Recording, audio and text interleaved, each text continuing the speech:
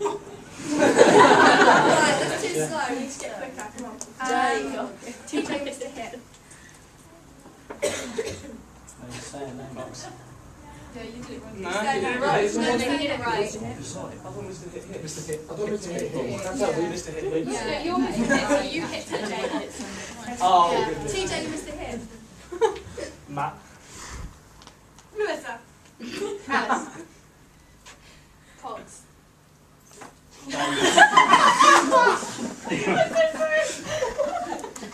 Matt. Reaching. Whoever's out. Oh, Whoever's you out. just hit me. You don't sit up here, you go back. Casey, you missed a hit. Melissa. Alice. Alice. Dave. TJ. Murray.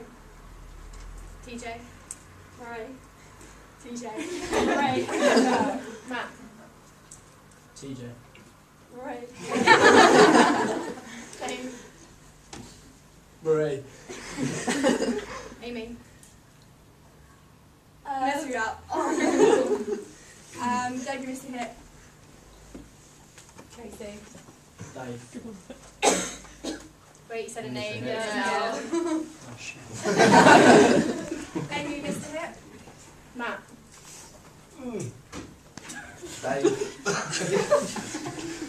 Alice, you missed a hit. Amy. Alice. Ray. Dave isn't here. Matt, you missed a hit. TJ. Ray. Oh shit. So there's only 2 winners. Maria missed a hit. Marie. Really? Matt, you're out.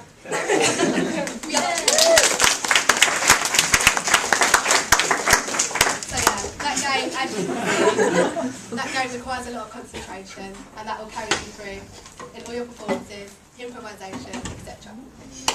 You finished now? Yes. Okay, so one of the first activities we did as a class focused on defamiliarisation, and it revolved around a game we christened Joe's Bout, because as luck would have it, it involved Joe's Bout. We were asked to bring in something that we prized by Toby. However, there seemed to be a somewhat mix-up between our understanding of prized possessions and his. So it turned out that our family heirlooms, teddy bears, jewellery, were all in fact useless. We really felt that we were making a great impression on our new tutor. But Joe, he picked a belt because he's obviously the brainiest one of us. And what we had to do was use it in an unconventional fashion, which is what defamiliarisation is at its heart. The exercise was a great way to explore defamiliarisation, as even Toby was confused by his own definition of the word. We will now demonstrate the activity, and would like you to call out when you think you know what we're using the belt as. So if I start.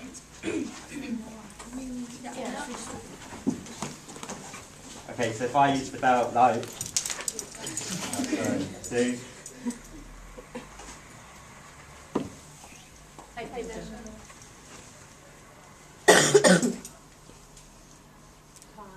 Strangle. Finished yet?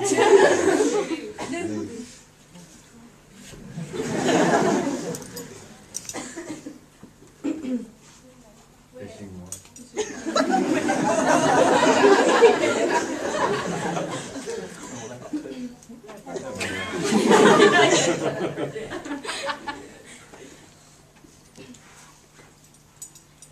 Towel.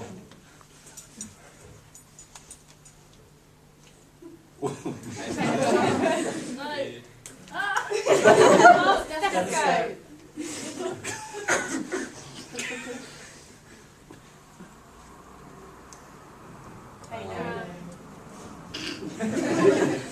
Stop it. Hey, baby. Using it as a baby.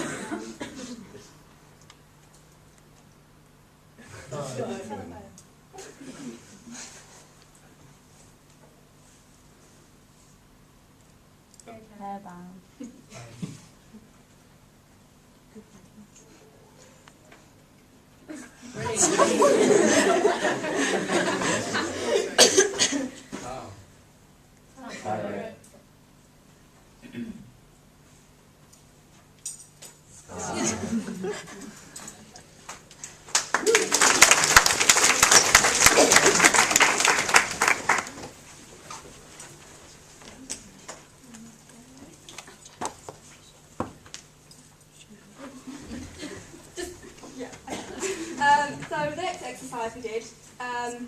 we had to bring in a monologue, and unfortunately we didn't get to dance to Lady Gaga, but we did get to do some interesting exercises.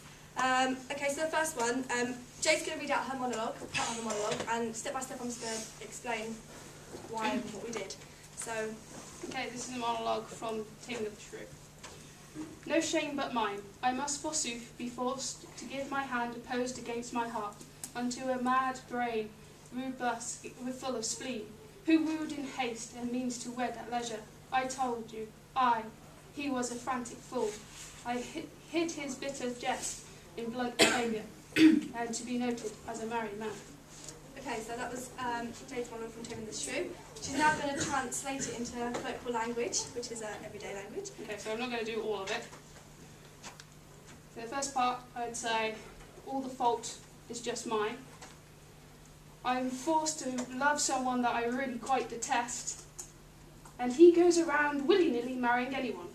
Okay, so she's picked out 3 sections and she's translated it. Now, pick 3 key words, the 3 key words that you think stand out the most. Fault, hate, willy-nilly. Okay. Now, just say the words as you would if you were saying a monologue, as if you was acting it out. Fault, hate, willy-nilly. Okay, so now, after this, we had to add sounds to the words. So, like, Jade will demonstrate in a sec. This was to see if we could try and portray our monologue through just sounds. So, quick example. Oops.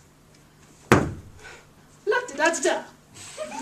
So, does everyone see what we sort of did? How, like, the words translated into sounds, and then kind of, yeah.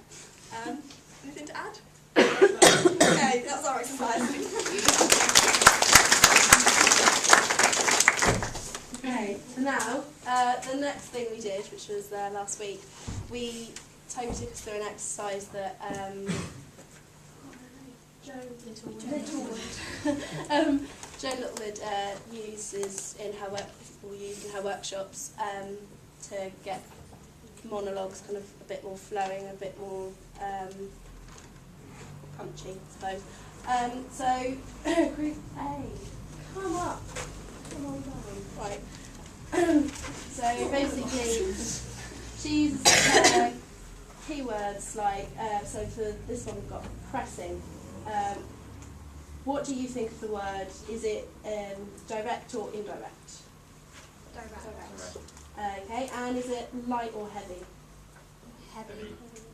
Okay, sudden or sustained? Sustained. Flexible or rigid?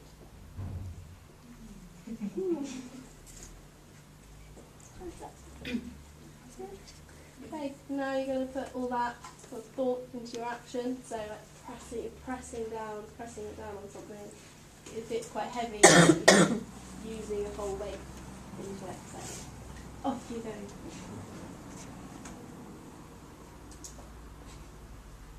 Try and use it moving around the space as well, and also try and use other limbs other than arms. Use your whole body.